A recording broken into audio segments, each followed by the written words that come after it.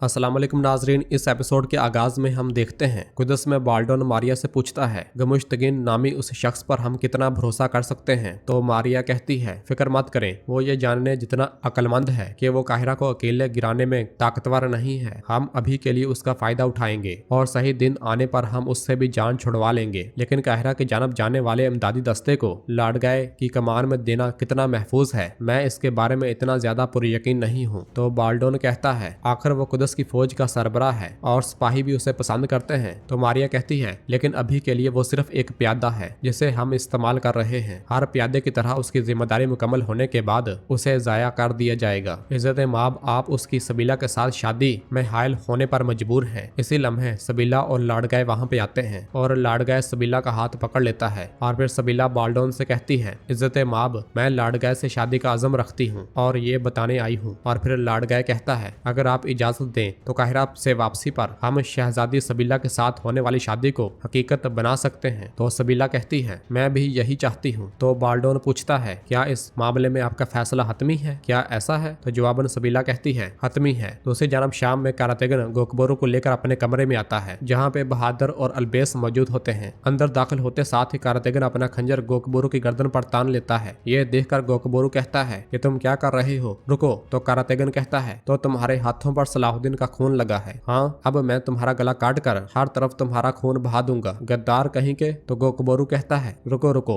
मामला वैसा नहीं है जैसा नजर आ रहा है। तो कारातेगन कहता है हम जिसे इंसान समझते थे वो शैतान निकला। यह कहते साथ ही वो खंजर जैसे ही पास करता है तो गोकबोरू कहता है सलाहुद्दीन नहीं मरा, मैं यहाँ पर एक मंसूबे के तहत आया हूँ। यह सुनते साथ ही कारातेगन और बहादुर चौंक जाते हैं और फिर कुछ देर सोचने के बाद कारातेगन कहता है तुम झूठ बोल रहे हो। अलबेस कहता है हजूर इसे सुनते हैं, शायद ये हकीकत हो। यह सुनते साथ ही कारातेगन पुरसकून हो जाता है। उधर बोरो फातिमा खातून और शमसा खातून को लेकर सलाहुद्दीन के ठिकाने तक जा पहुंचता है और फिर शमसा पूछती है हम यहाँ क्यों आए हैं बोरो? तो बोरो कहता है आप जल्द ही समझ जाएंगी। और फिर शमसा फातिमा खातून से कहती है मुझे सिर्फ उसी जगह पर सलाहुद्दीन की वापसी का इंतजार करना है जहाँ मैं उसे सूंघ सकती हूँ, मेरी जगह वही है। इस दौरान वजीर सलाहुद्दीन सामने आ जाते हैं और कहते हैं तुम्हारी जगह मेरे साथ है। सलाहुद्दीन अयूबी को जिंदा सही सलामत देखकर शमसा खातून और फातिमा खातून चौंक जाती हैं और फातिमा खातून कहती है मेरे अल्लाह क्या ये ख्वाब है? तो बोरो कहता है हकीकत में वो खुद ही है माँ। और फिर शमसा आगे बढ़कर वजीर सलाहुद्दीन के गले लग जाती है और कहती है मैं जानती थी तुम्हारी गैर मौजूदगी में मेरे दिल का तख्त बिखर गया, लेकिन मैंने बिल्कुल यकीन नहीं किया कि तुम मर चुके हो, मैंने बिल्कुल यकीन नहीं किया। तो वजीर सलाहुद्दीन उनसे कहते हैं मुझे माफ कर दो, अगर तुम्हारी आंखों से आंसू ना बहते तो कोई भी मेरे मरने पर यकीन न करता। और फिर यह कहते साथ ही वजीर सलाहुद्दीन आगे बढ़ते हैं और अपनी माँ फातिमा खातून के गले लिपट जाते हैं। इधर गोकबोरू कारातेगन से कहता है हासिल कलाम यह है कि सुल्तान सलाहुद्दीन हमारी तरफ से खुशखबरी के मुंतजर हैं। तो कारातेगन पुरजोश होते हुए कहता है देखो इसे देखो, जरा सलाहुद्दीन को तो देखो, जरा उसके मंसूबे को तो देखो, हम उसे मुर्दा समझकर खुद यहाँ परेशान हो रहे हैं। देखो उसने क्या किया, मैं उलझ गया हूँ, मुझे नहीं मालूम कि मैं गमगीन हूँ या खुश हूँ। ये क्या है? मैं एक जासूस हूँ, जासूस, और मुझे इसके बारे में खबर ही नहीं। तो गोकबोरू उससे कहता है सलाहुद्दीन ने अपनी बीवी और माँ को भी इसके बारे में नहीं बताया। जवाबन कारातेगन कहता है चुप रहो चुप, क्या मैं उनके बराबर हूँ? मैं एक जासूस हूँ, जासूस,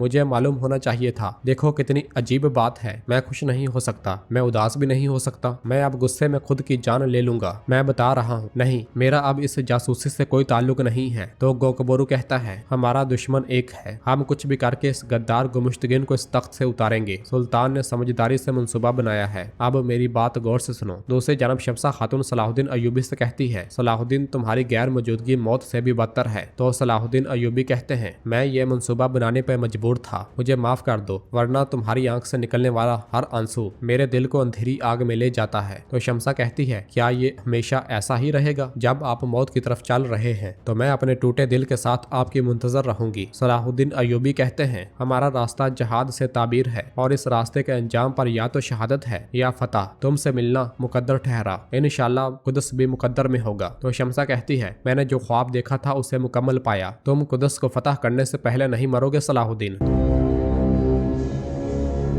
दूसरी जानब एबिलन में बालन विलियम से कहता है, ऐसा लगता है कि लाडगैस जान गया था कि सबीला हमारे साथ आएगी। अगर वो उसके साथ कुछ करने की कोशिश करता है तो विलियम जवाबन विलियम कहता है, लाडगैस कुदस का बादशाह बनने के लिए शहजादी सबीला से शादी करने पर मजबूर है और उसे इस बात का अंदाजा है, वो उसे तकलीफ नहीं पहुंचाएगा। इसी लम्हे मार्कोस वहां आता है और कहता है, हमें एक अहम खबर मिली है, लाडगैस की क़यादत में एक फौज काहिरा की जानब रवाना होगी। कौंत चातलियोन भी उसी के साथ होगा। यह सुनकर बालन कहता है, जिस मौके की हमें तलाश है वो ये हो सकता है। उधर जंगल में गोकबोरू कारतेगन और सिपाहियों के साथ मौजूद होते हैं। गोकबोरू कहता है, एथरिस हमें इस दस्ते के साथ आगे वसूल करेगा। तो कारतेगन पूछता है, क्या शाम की फौज हथियार डाल देगी? क्या वो नन्हे शहजादे से अपनी वफादारी तर्क कर देंगे? तो गोकबोरू कहता है, जब तक मुजफ्फरुद्दीन गोकबोरू इनके सामने है वो किसी दूसरे कमांडर को नहीं पहचानेंगे। तुम्हारा मावन और बहादुर कहाँ है? वो क्यों नहीं आए? जवाबन कारतेगन कहता है, वो शाम में है और वहीं रहेंगे, उनके और काम है। दूसरी जानब चातलियोन और लाडगैस अपनी फौज के हमरा आगे बढ़ रहे होते हैं। लाडगैस कहता है, चातलियोन फौजी बहुत थक चुके हैं, इन्हें आराम की जरूरत है। तो चातलियोन कहता है, मैं उस गोकबोरू नामी आदमी पर भरोसा नहीं कर रहा। जवाबन लाडगैस कहता है, तुम ठीक कह रहे हो, तुम आगे बढ़ो, हम पीछे से आ रहे हैं। यह सुनते साथ ही चातलियोन कुछ सिपाहियों के साथ आगे बढ़ जाता है। दूसरी जानब खलील वजीर सलाहुद्दीन से कहता है, सलीबी कुदस से रवाना हो चुके हैं मेरे सुल्तान। तो वजीर सलाहुद्दीन कहते हैं, ठीक है, फिर हम शाम के रास्ते के लिए रवाना होते हैं। बोरो कहता है, जब गुमुश्तगीन आपको अपने सामने खड़ा देखेगा तो उसे ऐसा लगेगा जैसे वो अपने घोड़े से गिरा हो। तो वजीर सलाहुद्दीन कहते हैं, वो खबर जिसे उसे अपनी फतह की खुशखबरी होने की उम्मीद होगी वो उसकी तबाही बनेगी। बोरो कहता है, मैं रास्ते की हिफाजत को यकीनी बनाने के लिए इकदामात करूंगा। ये कहते साथ ही वो खेमे से निकल जाता है। बाहर साहिरा आसफ के साथ खड़ी ये सारा मंजर देख रही होती है। बोरो अपने सिपाहियों के साथ घोड़ों पर सवार होकर रवाना हो जाता है। ये मंजर देख कर साहिरा कहती है, देखो पेशकदमी शुरू हो चुकी है। उधर शाम में कराजा गुमुश्तगीन के पास आता है तो गुमुश्तगीन पूछता है, क्या हमारी दावत दीवान के अरकान तक पहुंच गई है? तो कराजा कहता है, मेरे अमीर सबको दावत पहुंचा दी गई है। तो गुमुश्तगीन कहता है, सबसे बड़ी खबर मिस्र से आनी है। जब हमें वहां अपनी शोहरत के मुताबिक फतह हासिल हो जाएगी, दीवान में फैसला करने का वक्त आएगा। तो कराजा कहता है, मुझे डर है कि आपकी पेशकदमी उन्हें नाराज कर देगी। तो गुमुश्तगीन कहता है, खौफ से मौत को कोई फायदा नहीं पहुंचता कराजा। पहले नूरुद्दीन और फिर सलाहुद्दीन गुजर गया। जिस तरह तस्बीह बगैर गिरोह की कतार में खड़ी नहीं होती, उम्मत को भी एक कायद की जरूरत है। दीवान के लिए तैयारियां शुरू कर दो। यह सुनते साथ ही कराजा चला जाता है। दूसरी जानब काहिरा में काजी फाजल जंदान में मौजूद कायमाज के पास जाते हैं। तो कायमाज कहता है, क्या हुआ काजी फाजल? शाम की फौज जब दरवाजे पर पहुंचे तो तुम डर गए हो और दौड़े दौड़े आगे हो। जवाबन काजी फाजल कहते हैं, बिल्कुल ऐसा ही है, हमें आपकी मदद की जरूरत है कायमाज। तो कायमाज खड़े होकर कहता है, तुमने मेरी तोक़ो से कहीं ज्यादा तेजी से अपनी जगह बदली, लेकिन मेरे साथ तुमने जो सलूक रवा रखा उसके बाद ये मुमकिन नहीं है। सलाहुद्दीन जब कब्र से उठकर भी आ जाए तब भी ये फायदा नहीं होगा। तो काजी फाजल उससे कहते हैं, जरा गौर से सोचो, अगर वो वाकई वापस आ गया तो क्या होगा? तो कायमाज गुस्से से कहता है, फजूल में मेरा वक्त बर्बाद न करो काजी फाजल। जवाबन काजी फाजल कहते हैं, चलो फर्ज करते हैं कि वो मरा ही नहीं है, फर्ज करते हैं कि शाम के तख्त पर बैठे जालिम को उतारने के लिए इस तरह का मंसूबा बनाया गया। तो बताओ तुम क्या करते? क्या तुम उसकी मदद की पुकार को फजूल में जाने देते? यह सुनकर कायमाज कहता है, यह सच नहीं हो सकता। तो काजी फाजल कहते हैं, अल्लाह का शुक्र है कि यह सच है, सुल्तान सलाहुद्दीन जिंदा है और क्या हिकमत खुदाबंदी है कि उनकी जान लेने की कोशिश करने वाला गोकबोरू आज उनकी खातिर लड़ाई कर रहा है। यह सुनकर कायमाज पूछता है, तुम मुझसे क्या चाहते हो? तो काजी फाजल कहते हैं, अपनी तरफ का इंतखाब करो। गुमुश्तगीन जाल में फंसने वाला है, उसके गिर्द घेरा तंग हो रहा है, उसके साथ इत्तेहाद करने वाला जो कोई भी होगा उसकी कीमत अदा करेगा। अगर तुम अब हमारी तरफ आते हो और शर्मिंदा होते हो तो तुम्हारे पास एक मौका होगा जिंदा रहने के लिए। दूसरी जानब जंगल में कारतेगन गोकबोरू और सिपाहियों के साथ आगे बढ़ रहा होता है। इसी लम्हे एथरिस वहां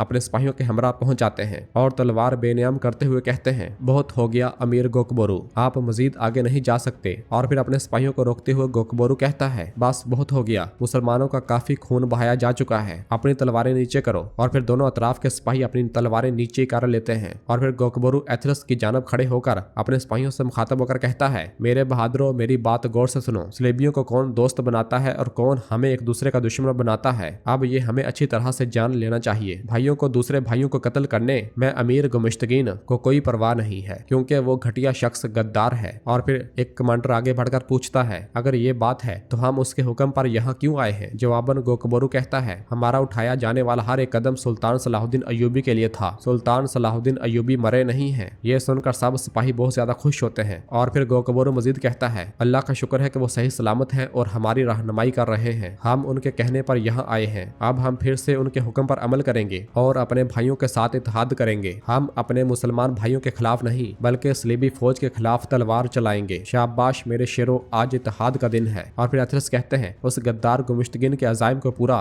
करने के लिए नहीं बल्कि सुल्तान सलाहुद्दीन अय्यूबी के अजीम दावा के लिए ये जहाद करने का दिन है। सुल्तान सलाहुद्दीन जिंदाबाद। यह सुनते साथ ही दोनों अतराफ के सिपाही जिंदाबाद जिंदाबाद के नारे बुलंद करते हैं। सुल्तान सलाहुद्दीन जिंदाबाद, सुल्तान सलाहुद्दीन जिंदाबाद। और नाज़रीन, इसी जगह पे एपिसोड भी खत्म करते हैं। मिलते हैं बहुत जल्द अगली एपिसोड के साथ। वीडियो को लाइक कर दें और जिन दोस्तों ने अभी तक चैनल सब्सक्राइब नहीं किया वो जल्दी से चैनल सब्सक्राइब कर दें और बेल आइकन यानी घंटी वाले निशान को भी प्रेस कर दें ताकि आने वाले एपिसोड आपको आसानी मिल सके। दुआओं में याद रखें। अल्लाह हाफिज।